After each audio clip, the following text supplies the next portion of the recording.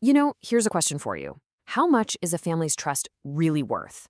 It's not something you can usually put a price tag on, right? Well, for one man, that number became shockingly, devastatingly clear. It's worth this much, over 2 billion Vietnamese dong. To put that in perspective, that's nearly 100,000 US dollars.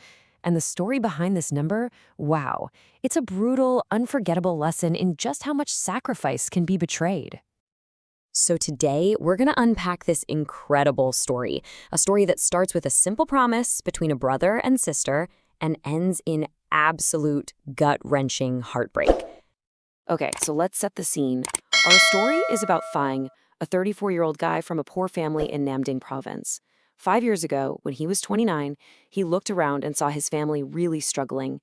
His mother, Na, was getting older, her health was failing, and he just felt this overwhelming need to do something, to pull them out of that poverty. So he made a huge decision. He was going to go abroad to work. Now, the plan he worked out was, on the surface, pretty simple.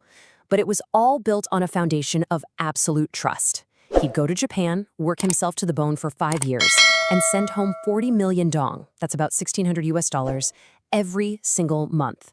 And because his mom couldn't use a bank account, he funneled all of it through his older sister Hoa. He trusted her completely to take care of their mother and to save the rest for his own future.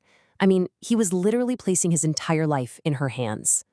And earning that money, it turned Tang's life into an absolute nightmare.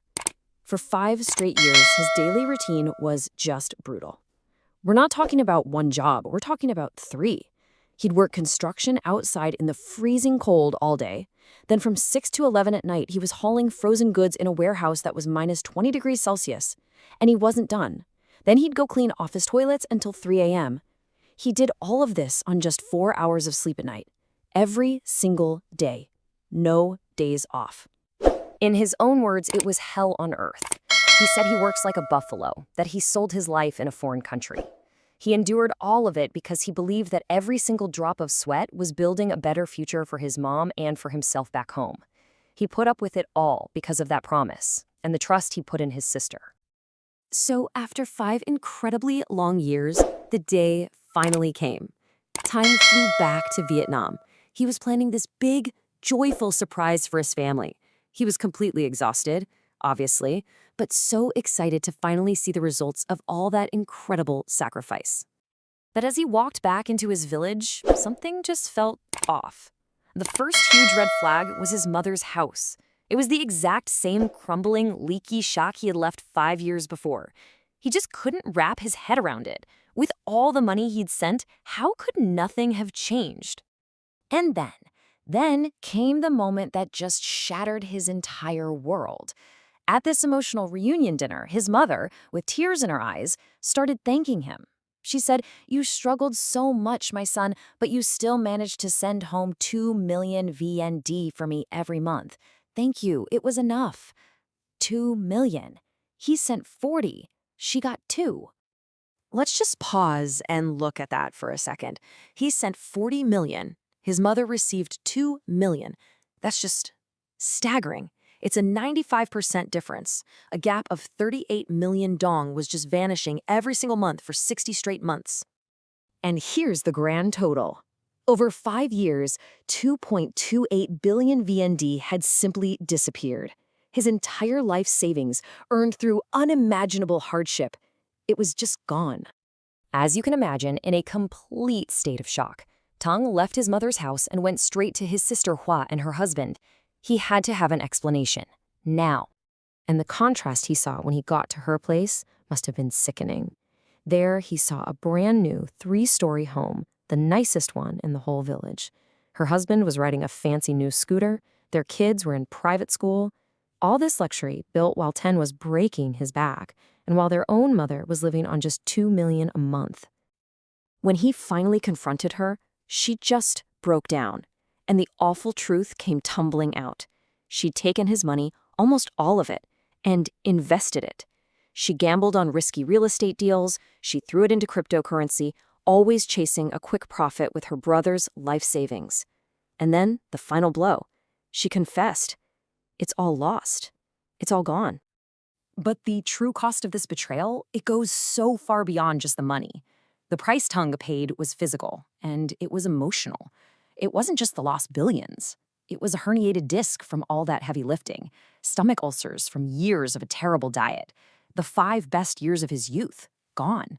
And maybe worst of all, something priceless, his trust in his only sister. So this left Tang with an absolutely impossible choice. A dilemma that pits 2 really fundamental Vietnamese values against each other.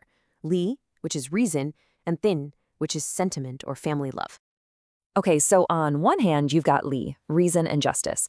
And from that point of view, the path is crystal clear. He's got all the proof, he could sue his sister, and honestly, she'd be looking at a very long prison sentence. But then, there's the other side, Ting. That's about sentiment, about family. And if he goes down that path of justice, it could absolutely obliterate his family. The shock alone might be fatal for his frail mom. And what about his nieces and nephews? They're completely innocent in all this, and their lives would be just ruined. And legally, what she did has a very specific name: misappropriation of property through abuse of trust. He entrusted her with his money for one purpose. She abused that trust and used it for something else entirely. And with this much money involved, the law is not on her side. Justice for Thine would almost certainly mean ruin for his sister. So what can he even do here? Well, here's the practical advice he was given, a potential path forward that tries to balance that need for justice with the desire to not completely destroy his family. Step 1, hold a private family meeting, just him, his sister, and her husband. No parents. Step 2, demand that they both sign a legally binding debt acknowledgement, complete with a clear repayment plan. And step 3, use the very real threat of a police report as leverage to make sure they actually sign it. And finally, there's the 4th and probably the hardest step of all. He has to prepare himself mentally for the reality that he might never see most of that money again. The money is probably gone forever. But what isn't gone is Tun himself. At 34, he's lost so much, but he hasn't lost his future. He can still rebuild. And that brings us right back to the final, lingering question, a question that really has no easy answer. He can demand absolute justice for his 5 years of hell on earth, or he can show mercy to preserve what's left of his family. So I'll leave you with this. If you were in his shoes, what would you do?